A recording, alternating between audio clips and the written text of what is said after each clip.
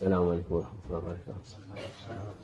أعوذ بالله من الشيطان الرجيم. بسم الله الرحمن الرحيم والصلاة والسلام على رسولنا محمد سيد الأولين والآخرين مدد يا رسول مدد يا سادة أصحاب رسول مدد يا مشايخ الدستور وإن شاء الله فزنا سيد محمد الرحمن مدد طريقتنا الصحبة والخير في الجمعية.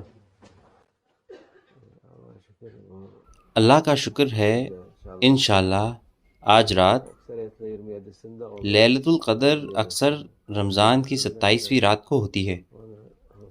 اس کے لیے ایک خاص صورت ہے، انا انزلناہ فی لیلۃ القدر۔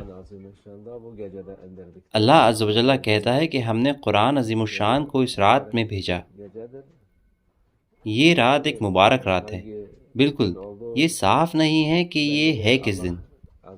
اللہ عز و جل کی حکمت سے اس نے اس رات کو چھپا کر رکھا ہے۔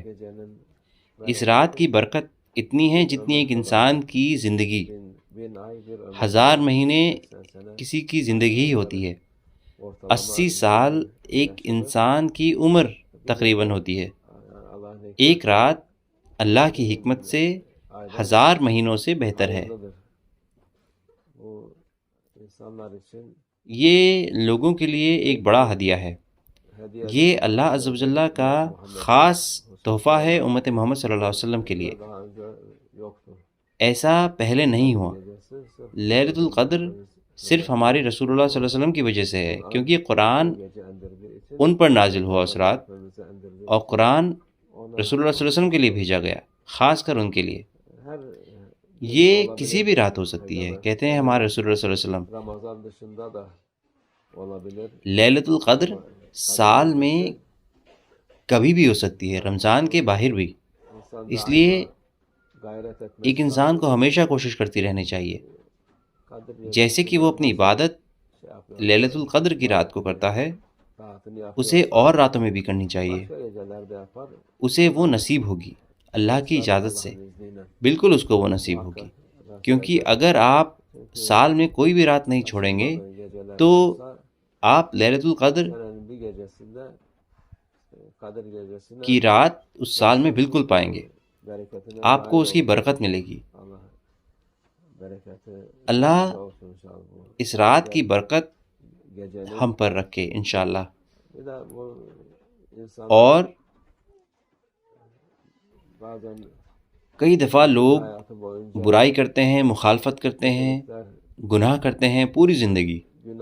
جب وہ توبہ کرتے ہیں اس ایک رات میں یا اس ایک گھنٹے میں، تو ان کی پوری زندگی اچھائی اور خوبصورتی میں بدل جاتی ہے۔ یہ دوسری خوشخبری ہے ہمارے رسول اللہ صلی اللہ علیہ وسلم کی امتیوں کے لیے۔ جب کوئی انسان جو ہمارے رسول اللہ صلی اللہ علیہ وسلم کا احترام کرتا ہے، ان میں یقین کرتا ہے اور ان کے راستے کو اپناتا ہے، وہ توبہ کر لیتا ہے تو اس کے سارے گناہ ثواب میں بدل جاتے ہیں، وہ ثواب میں بدل جاتے ہیں۔ اس لیے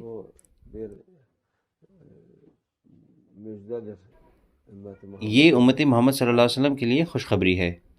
ہر دفعہ اللہ عز و جل ہمیں خوبصورتی کی طرف اور اس کے خوبصورت ہدیے لینے کے لیے بلاتا ہے، لیکن بدقسمتی سے لوگ سنتے نہیں ہیں۔ اگر کہیں پر کچھ سستا ہوتا ہے تو وہاں بھاگتے ہیں، وہ اصل ہدیے جو اللہ عز و جل نے دیے ہیں ان کو نہیں قبول کرتے اور نہ ہی ان کے بارے میں پرواہ کرتے ہیں، پھر وہ افسوس کرتے ہیں۔ بالکل تب افسوس کرنے کے لیے بہت دیر ہو گئی ہوگی۔